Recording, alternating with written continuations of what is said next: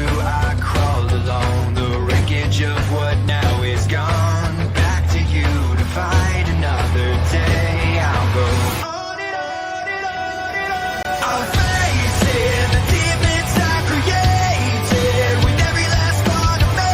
The pain will fade and I'll go on and on and on and on.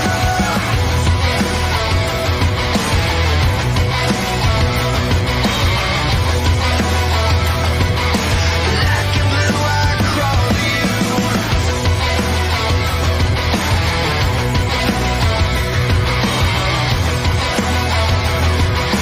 Black and blue, I crawl to you.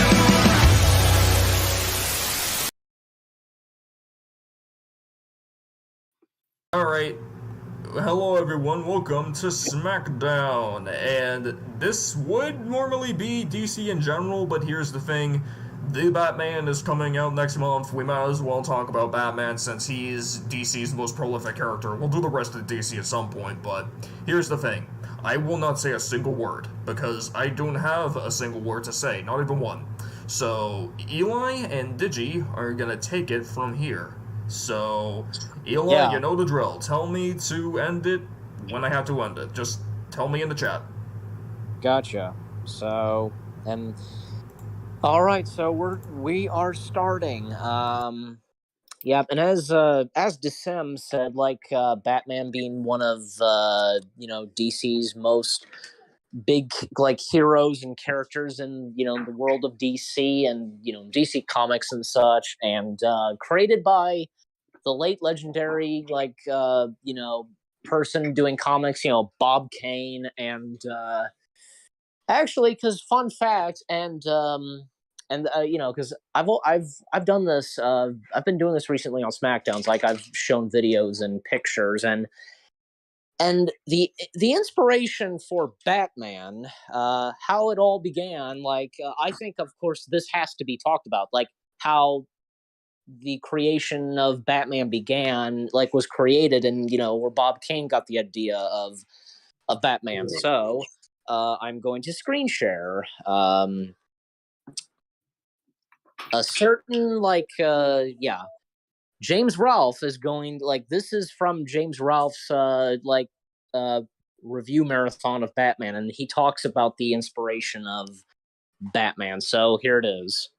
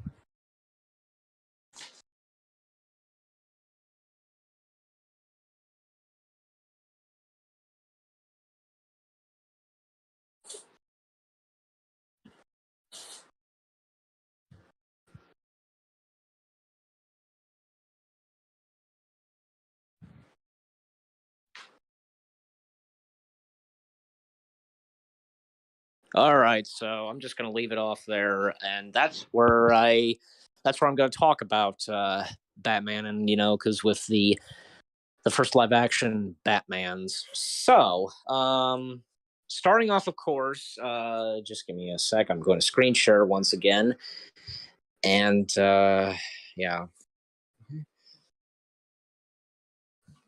All right, so here we go. So the first two Batmans that made their way into live action. First, in 1943, we had Lewis Wilson. He was the first ever actor to portray Batman in the 1940s. Starting in the 1940s, and it was during the time when because with Batman first appearing in live action, it was movie serials, and so Lewis Wilson was one of the first ones, and then later, near the end of the 1940s, In 1949, Robert Lowry was the second actor to portray Batman, and yeah, so probably like these are the only two because they are the first two Batmans. Like nobody knows about these two Batmans that well, but only the hardcore fans know, like myself, know about these two Batmen.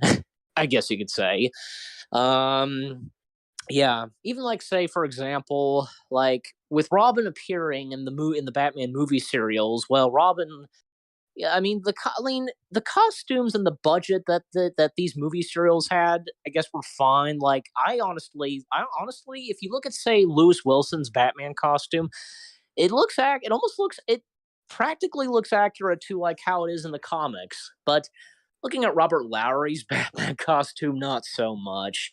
Even like say Robin's costumes, the costumes for Robin, like especially the mask, like the mask was almost entirely covering his face. It was almost like a masquerade mask or something like that, pretty much. And even like say the car, like the Batmobile, there was no Batmobile in the movie serials. It was just a 1930s Cadillac. But fun fact, in the comics themselves, Batman didn't start off having a Batmobile. It was like just a plain car, but as the comics proceeded, he then started building his own Batmobile, and even including, like, say, the Batman face in the front.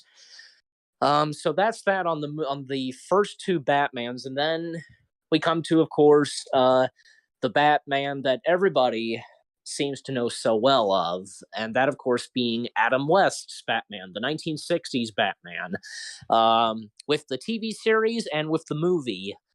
So, when 20th Century Fox made the Batman TV show, and, at least with that, it had a good budget, and Batman had his Batmobile, which, was gone on to, and still to this day, one of the most recognizable cars and one of the most popular Batmobiles. And yeah, I mean it was the first Batmobile, believe it or not. So there was that, and yeah, because with Adam West's Batman, like the 60s Batman as well, it was campy and corny, and it didn't stay it didn't like have anything like say Dark Knight or anything like that of what Batman's supposed to be. I mean, oh well. I mean, this is a different like adaptation or version of Batman. So what did you expect? And like my dad, like he grew up watching this show, and and oh Just the theme song. oh did you? I mean, do you have anything to say on the '60s Batman? Did you? Didn't saw. I never really saw the show, but I just kind of remembered a few things, like the theme song just popped into my head. That da na na na na na na na Batman. Okay. Oh, by the way, how's the picture looking? Like, is it showing on the stream? Yes. All right. Like, okay, you can see like the image of Adam West is showing. Yeah. And all right, just making sure, and yeah, I think I always have to make sure because when I screen share these. But anyway, so Adam West is Batman, and the rest of the cast, like Burt Ward is Robin, and those phrases he says, like holy insert something, and the cast of villains like. From Cesar Romero as the Joker, Burgess Meredith as the Penguin, Frank Gorshin as the Riddler, Julie Newmar, Lee Merriweather, and Eartha Kitt as Catwoman, and some other villains that appeared. Like there was King Tut, there was Mr. Freeze, the Mad Hatter, the Bookworm. I think the Bookworm only appeared in one episode, and Bookworm being portrayed by the late legendary Roddy McDowall. There was Black Widow. No, not the Black Widow from Marvel. It was a different Black Widow. There was Sandman, not Sandman from Marvel. Once again, there was there was a cowboy named Shame, and I forget the actor's name who played Shame, but he was the same guy who played Ben Parker in the Sam Raimi Spider-Man films. That was him. And I mentioned, I mentioned Mr. Freeze. Like Mr. Freeze had 3 different actors. Playing the character. Like most notably, I think this is probably I enjoyed these two. Well, here's another thing. the '60s Batman show always had a two-parter. Like one episode would air, would part one would air, and then the next evening part two would air. So like the two episodes of Mr. Freeze, the two-parter episode of Mr. Freeze, I liked George Sanders' Mr. Freeze a lot, and George Sanders, who most notably Disney fans like myself would remember him best as being the voice of Shere Khan in the Jungle Book. So he was Mr. Freeze when Mr. Freeze made his debut in season one. So George Sanders was the first actor to portray Mr. Freeze, and George Sanders' Mr. Freeze did not have like say the makeup like a frozen like blue face. He didn't have that. So, but anyways, then there were other characters like, oh gosh, I'm trying to remember. Like I could like well, I do know this, that there was a time when like say Green Hornet would cross would well, okay, I'm saying this backwards. There would be a few times where Batman did a crossover with the Green Hornet, and it was up to that point when, well, Green Hornet was having his own series, and yeah, so, and it was pretty cool because, well, having Batman and Green Hornet team up, and since Batman and Robin, they know that Green Hornet and Kato, they're the good guys, and they of course have to pretend that they're fighting the Green Hornet and Kato. So, anyways, but and those moments when Batman and Robin would climb up the window, and those cameos, celebrities would make cameos like from Jerry Lewis to the Green Hornet to Lurch from the Addams Family, and even Santa Claus making a cameo as well in the window.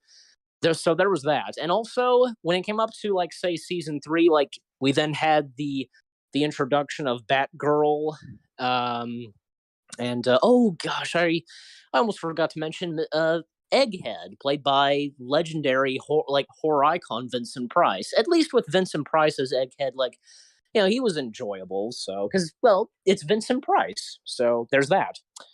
And the movie itself, the '60s Batman movie, like that's how I got. I think for some people like me, that's how I got introduced to Adam West's Batman, was the movie. Because, well, for a while, like the series never got released on DVD because, well, apparently because there were some copyright and legal trouble and stuff like that. Like most of it, like pretty much copyright troubles, and like going back and forth and such, like who owned the Batman series and stuff like that.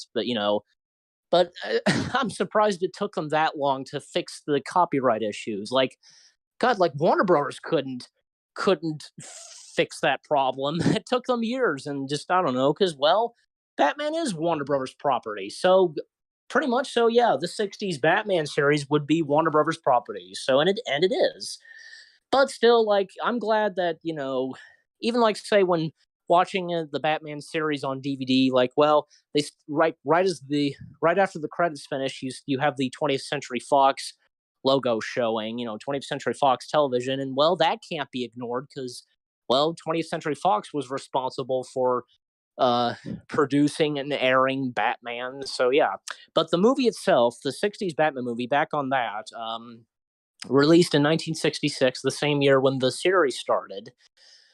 That had all the main villains, like the most notable villains from Penguin, Joker, Riddler, and Catwoman. And Catwoman in the movie played by Lee Merriweather.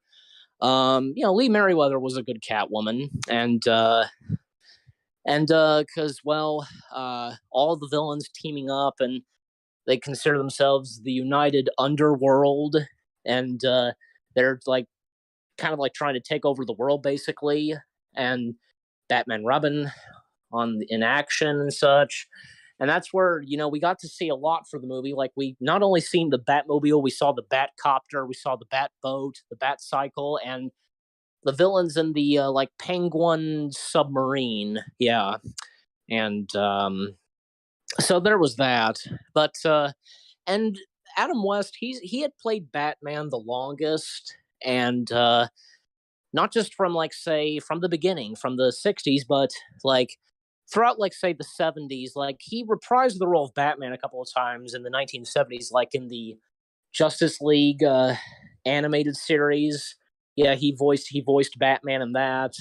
And then in 1979, right before the 1970s decade ended and before the 1980s decade began, um, he and Burt Ward, they would reprise their roles as Batman, Robin in uh, The Legend of Superheroes. I think that's what it was called. Produced by Hanna-Barbera, and it featured, like, say, Black Canary, Green Lantern, Hawk Girl, Shazam, and the villains. Well, and Frank Gorshin would reprise his role as the Riddler. So, and it would kind of be like the last time he would, be the Riddler. So, and technically Riddler's last live action appearance, on TV. So, anyway, so there's that, and so I think that's about it for Adam West's Batman. Now we've come to, say, Michael Keaton's Batman in 1989, because Tim Burton directed Batman, and Michael Keaton cast as Batman, and this was right after they last worked together on Beetlejuice, and at the time, because Michael Keaton was, considered a comedic actor, and this happened, like, many people. Many of the Batman fans were horrified of Michael Keaton being cast as Batman, but boy, were they proven wrong when the movie did come out. And Michael Keaton, I think, he is one of the best Batmans, and he's right there being one of the best Batmans. And since, Michael Keaton will later this year be returning as Batman, which I'll mention in just a couple of minutes after we talk about this, but. Michael Keaton's, Tim Burton's Batman. Here's another thing. I also found out about this, that it took 10 years to write and develop the Batman movie, starting in 1979, and then right up to, of course, 1989. So that kind of reminds me when Spider-Man's. It took took decades for Spider-Man to finally get its own film. Which, of course, being in 2002. Yeah. Oh, where did you hear about this? I didn't hear anything about that. It has to do for the fact that James Cameron was going to do a film originally. Yeah, I do know a little of that. This film was great too. Billy D. Williams as Harvey Dent, and this was before. This predates he would become Two-Face, and Michael Goff as Alfred, Pat, God, I forget his last name, but who portrayed Commissioner Gordon, and Alec Baldwin's ex-wife, who was, Vicky Vale. Like, Vicky Vale was a good character too, and her finding out, of course, that Bruce Wayne is Batman, and and Prince, who did the music, who did the songs for the film, honestly, because they're not that bad, and I really like Party Man. That's probably one of my favorites from the film, done by Prince. That's in that sequence where Joker and his men then, gentlemen, let's run our minds, and Lawrence, and turn on the beatbox music, and then plays Party Man, and just messing up the paintings and so on.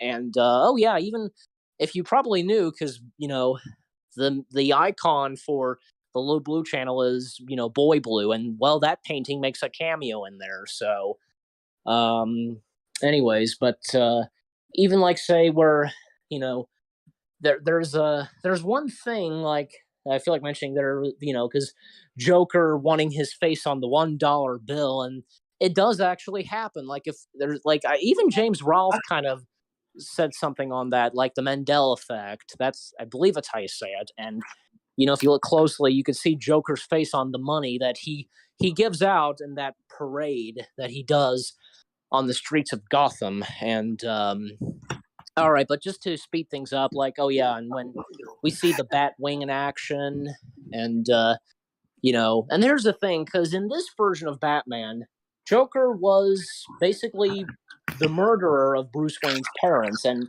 before Joker, he went by his real name, Jack Napier, and that quote that Joker says, you ever dance with the devil by the pale moonlight? And yeah, and 3 times when Bruce Wayne and Joker would meet. The first time is when Bruce Wayne saw, when Jack Napier killed Bruce Wayne's parents and Bruce was a kid, and the other time that they would meet as well when, is when, it would be Batman and Jack Napier.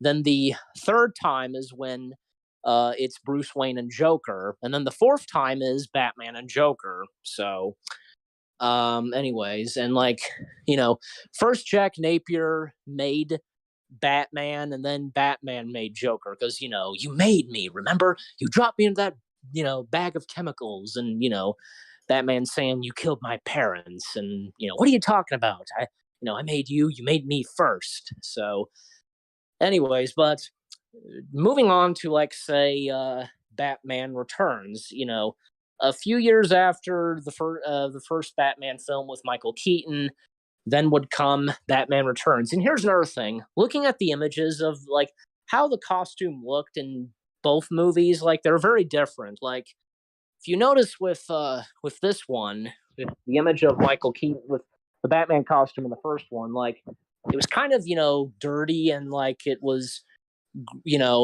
not very clean or anything like that. Even say the logos, you can see these two things pointing down below. What the heck are those supposed to be? I really don't know. But looking at the costume in Batman Returns, it looks a lot much better, and the logo looks right, and the back cowl itself is kind of tight and such. You can see the difference from the cowl here and in the first one. But anyway, so Batman Returns, this is where because there was one time Tim Burton said that Batman Returns was not a sequel to Batman, even though there are mentionings of Vicky Vale and such. And I don't. To me, I mean, it's not really a follow up to the last one. I think at one point it was going to be, but it really. Then the final version we got, it wasn't really, and there are some mentionings from the first one, again, most notably Vicky Vale, and and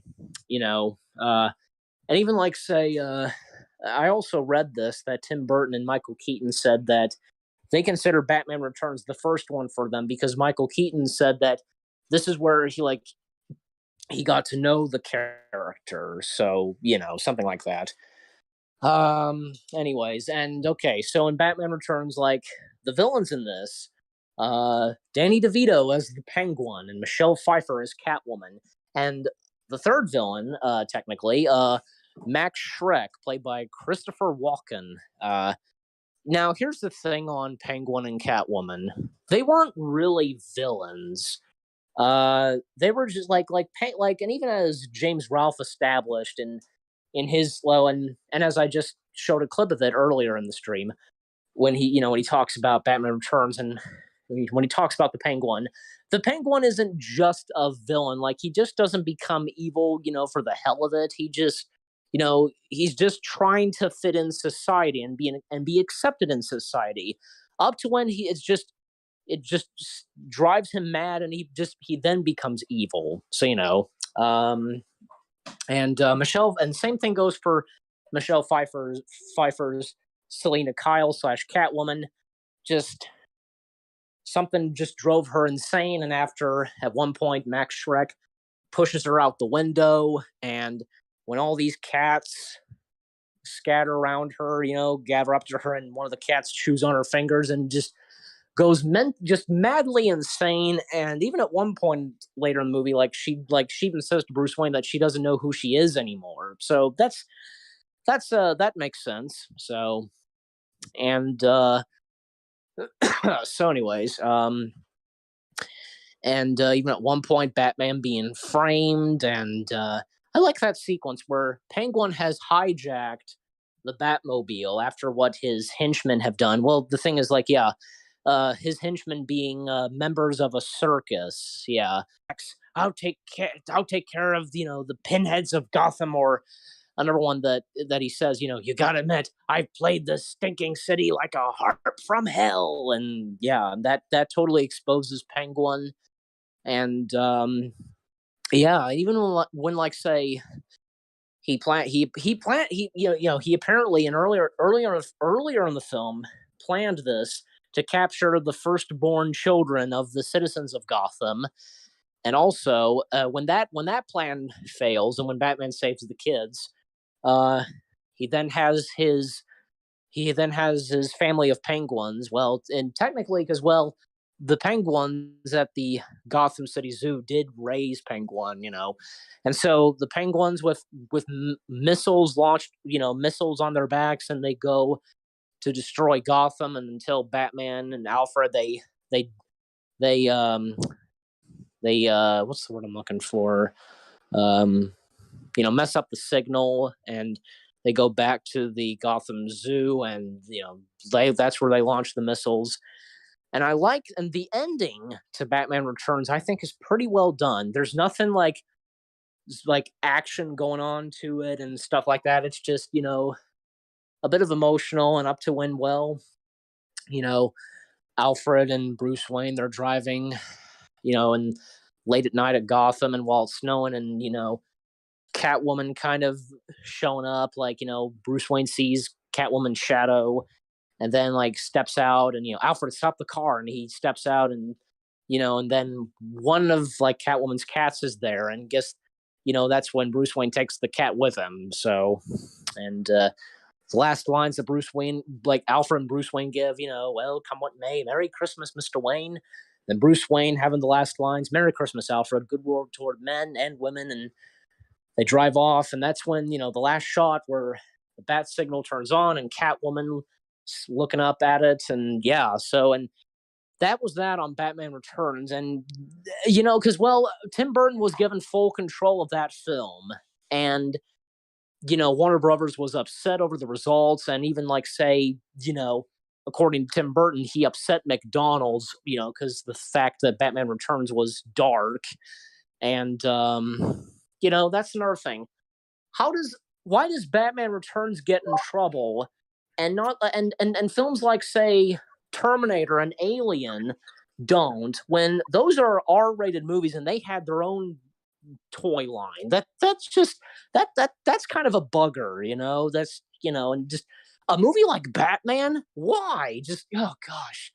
So, and it was up to that point, well, Warner Brothers would not let Tim Burton direct another Batman film, and thus Joel Schumacher stepped in, and even like say Michael Keaton stepped down from the role of Batman because he didn't like the direction that Joel Schumacher was taking. And thus the next Batman would be Val Kilmer, and thus we would get Batman Forever. Val Kilmer as Batman, and Joel Schumacher directing, and Tim Burton did stay on as producer. But anyways, and this time the villains for the movie were, of course, Two-Face, played by Tommy Lee Jones, and the Riddler, played by Jim Carrey.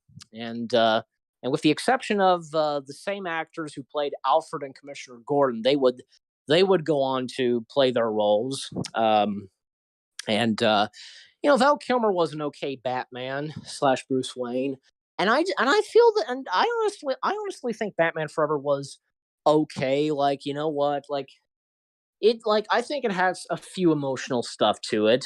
And gosh, like Nicole Kidman's character, who's a doctor, like just so it like has a big crush on Batman, and then has a crush on Bruce Wayne.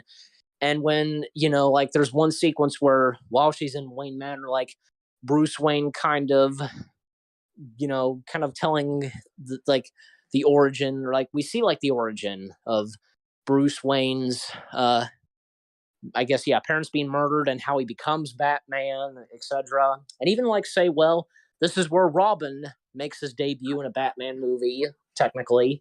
What's his face who played Robin / Dick Grayson?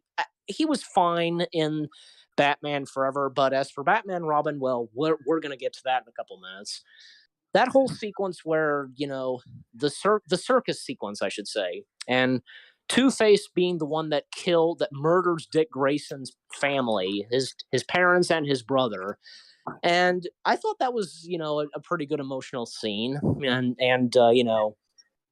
because, well, Robin, like Dick Grayson was the one who rescued the people at that circus because, Two-Face set a bomb there, and Dick Grayson managed to get it out and like throw it into the Gotham City Ocean, and like his family were just doing their very best to like save the day and stop Two-Face's henchmen. And here's another thing, like I'll give it this, like Two-Face was kind of not done right. He was acting goofy, and that's not how the character Two-Face should be.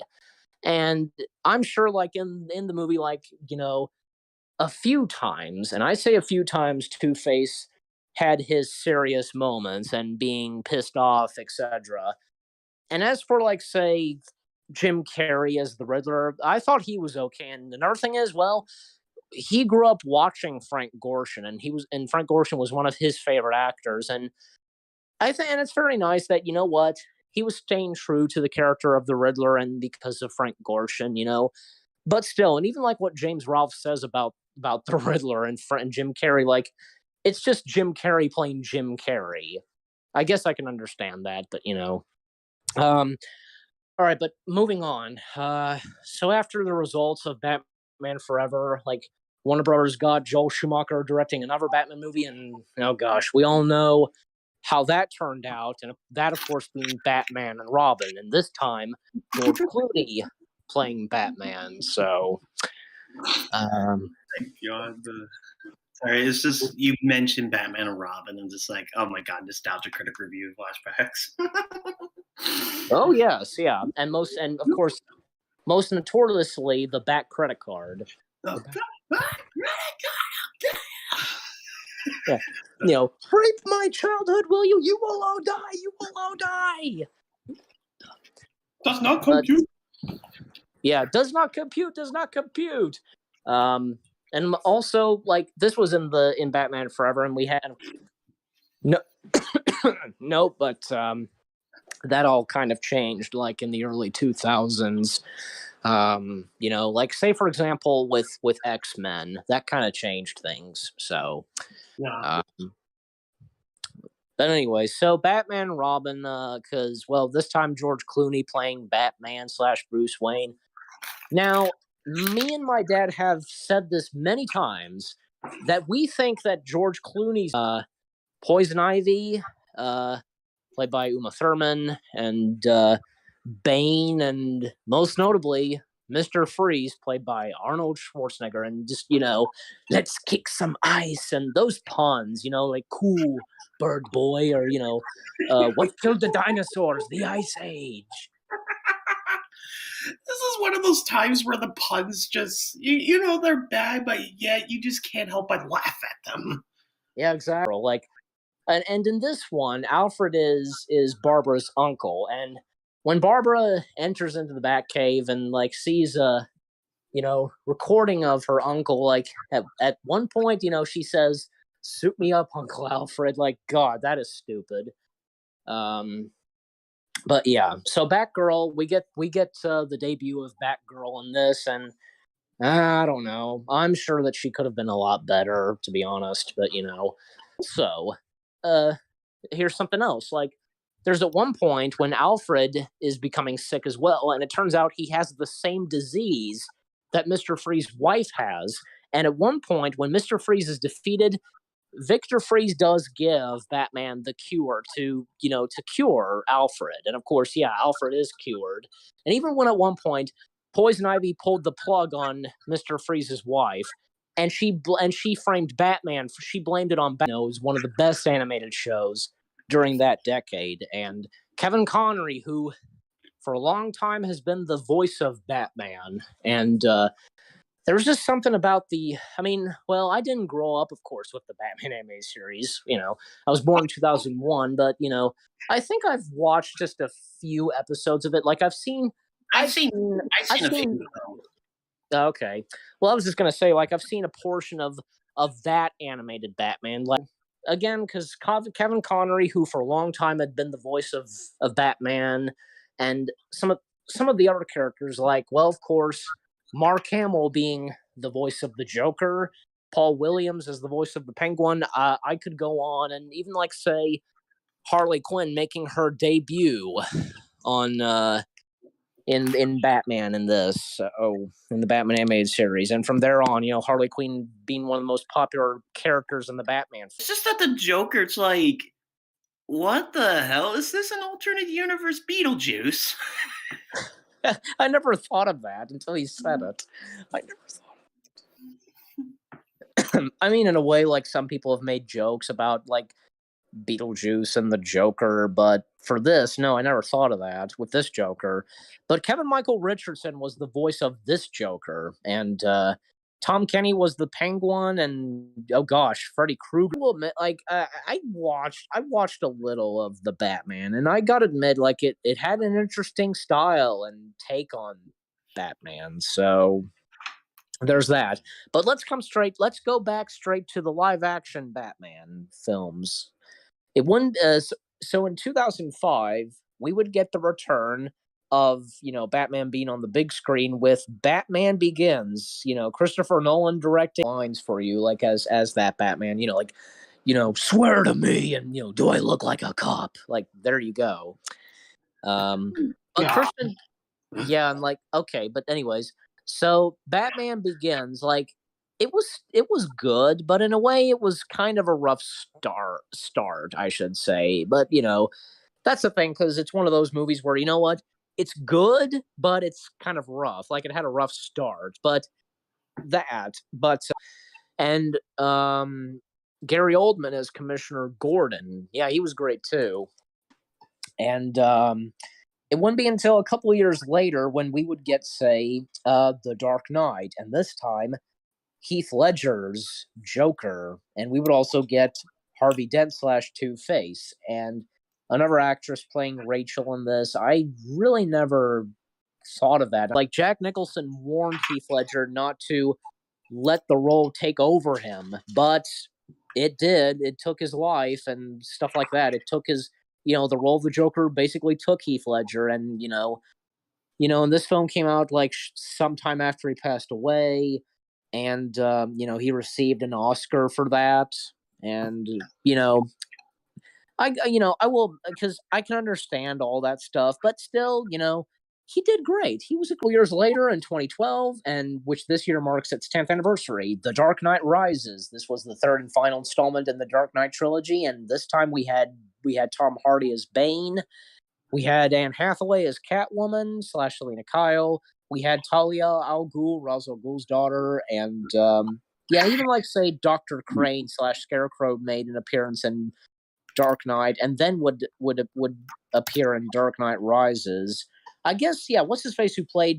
Also, we have Joseph Gordon as Robin, and I forgot. I forget to mentioning Morgan Freeman as Lucius Fox, in the entire Dark Knight trilogy, who helps Bruce Wayne, build all these gadgets and from doing the tumbler and so on.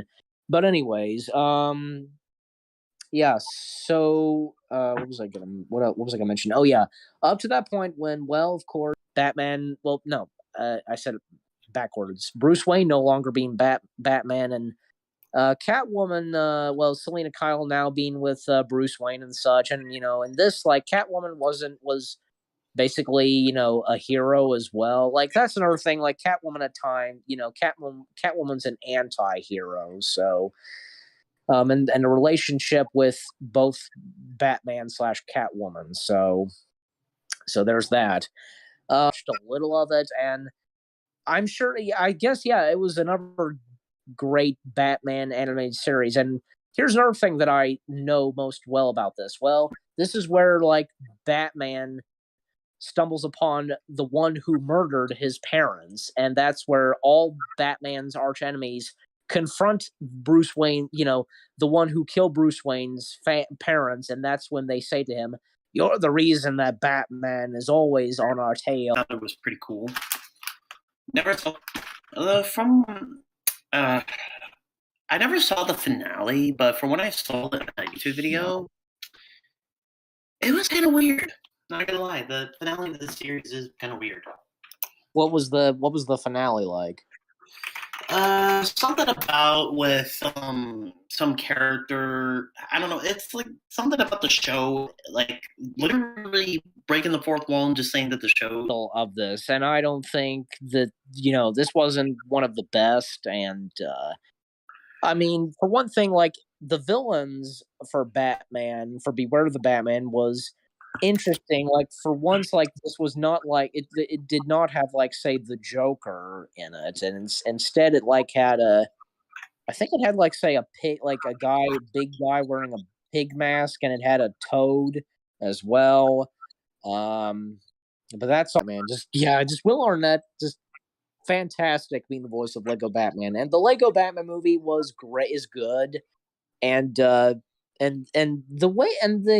way that the Lego Batman villains, how they look in this are have an interest. They have an interesting style, like most notably Joker, for example, and Robin, how the portrayal of Robin in this, like apparently he's an adoptive, like the Gremlins, King Kong, the Eye of Sauron, the Daleks. Did I already mention the Daleks? I don't know. And Voldemort, and Voldemort in this is voiced by Eddie Izzard. Like that's pretty funny. But so I quite enjoyed the Lego Batman movie. You don't have anything to say on Lego Batman, do you? Did you? No, because I never seen the film, honestly. Batman's. Like I'll quickly mention like say the Batman that's like say in the series Gotham. Like that was one thing. Like this was before Batman happened, and we see like a young Bruce Wayne, and when him and Selena Kyle met, and like villains showing up like the Penguin, Riddler, and Joker. And Joker's real name in that was Jeremy. After Man of Steel, and a couple years later, we got Batman versus Superman: Dawn of Justice, and that's when Ben Affleck stepped into the role of the Dark Knight. And you know what? Ben Affleck has been a pretty good Batman, and because I like how, for one thing, like I think even my parents did say this, like for one thing, Batman uses like a microphone to disguise his voice, which that's pretty clever. Whedon's Justice League, because Zack Snyder didn't really direct it. But of course, we would have the Zack Snyder cut of Justice League, which God, I've yet to see. I think my dad and we talked about this. I think at one point he was no longer going to direct it and just heavily focus on playing the character. And then it was up to that point. Well, when a solo Batman movie of Ben Affleck's Batman had officially been canceled, and instead Matt Reeves stepped in and completely changed it, and he wrote and directed the Batman. And the last time we're going to see Ben Affleck portraying the role of Batman, well, I've only watched a little of Teen Titans Go, but I of course have seen the Teen Titans Go movie, which as from what I heard, like that I guess did pretty good. I remember me and my dad seeing that in theaters. I enjoyed it, and Jimmy Kimmel was the voice of Batman in that. That was pretty funny. And I heard you, Digi. Like, is there anything you want to say? Just so, yeah.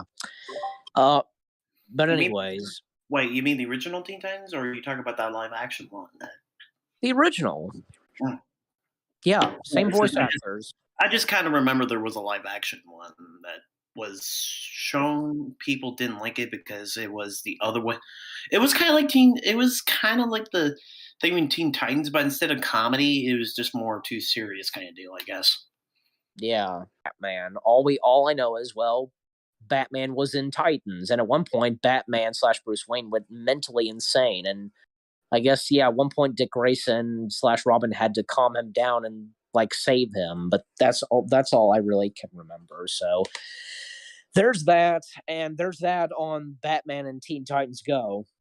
Now, of course, the last Batman we come to, Robert Pattinson's Batman, in the upcoming The Batman, directed and written by Joker's not the only villain arch enemy, and one of villains of Batman. There's plenty of others, like Penguin and Riddler being the other two, like, right next to Joker. And I'm happy that, well, for this movie, we're getting different Batman villains and not just say Joker. And besides, it's like, well, we already had a movie all about Joker and his origin, the Walking Phoenix Joker. So for once, like, and great. And it looks like it's going to be promising.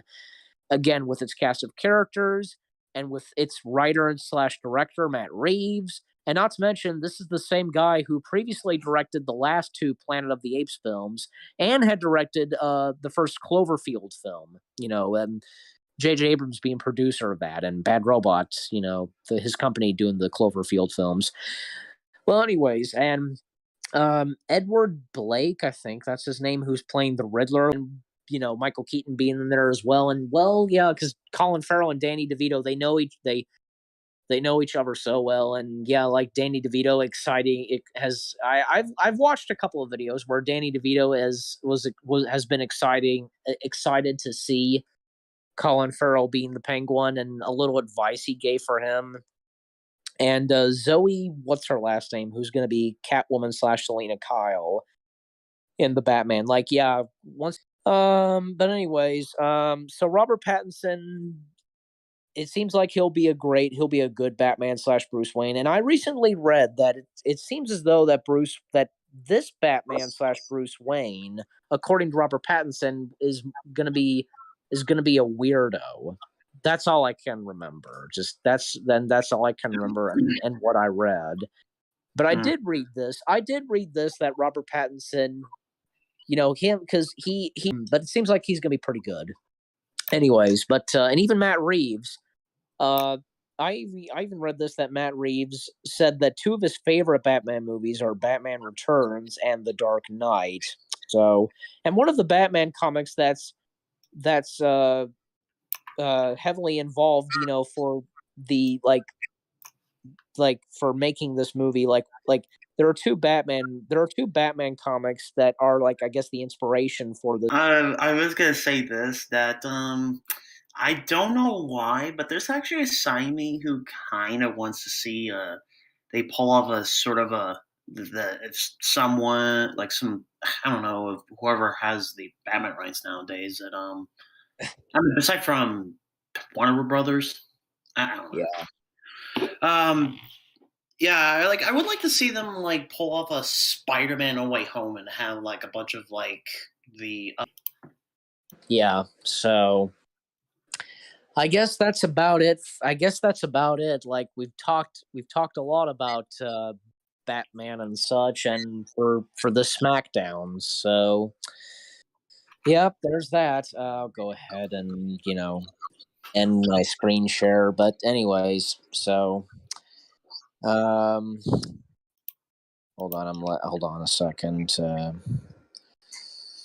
Join one of these SmackDowns and to have a couple of words to say on Batman. Yeah. Yeah. I will say this in my general opinion, that I do like Batman. Like, yeah, like I'm more like, I don't know, like I'm not that much into DC, but there are a couple superheroes. Well, okay, I will say, to be fair, I'm not much with other Marvel superheroes. Martian Manhunter? Yeah. Like, I know some of those other DC superheroes, but Batman is only one of the few that I kind of think the top of my head, and it's like, I can not a big fan of Batman, but I can see why people like him. Yeah, of course. So, okay, but anyways, I think that was good. Yep, that was good for what you said, and to like last word.